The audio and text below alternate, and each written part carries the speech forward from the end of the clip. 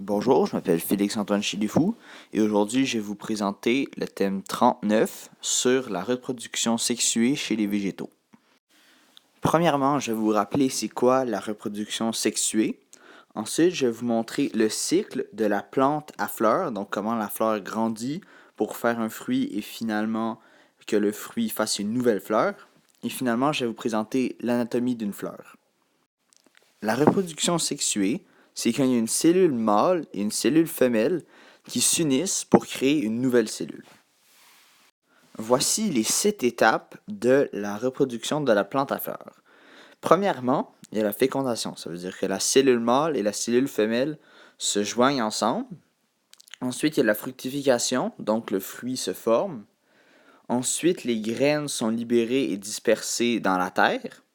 La nouvelle plante germine, puis elle grandit jusqu'à la floraison, donc il y a une nouvelle fleur.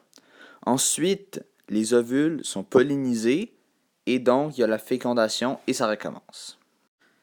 Voici donc l'anatomie d'une fleur. Premièrement, il y a le pistil et l'étamine.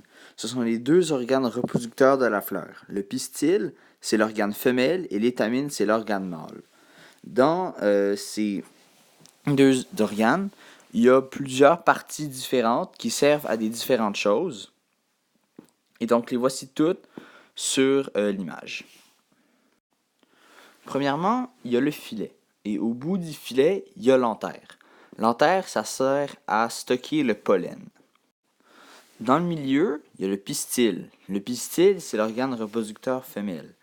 Donc, il y a le stigmate par où le pollen entre. Ensuite, il passe dans le style et il se rend dans l'ovaire. L'ovaire, c'est où sont contenus les ovules.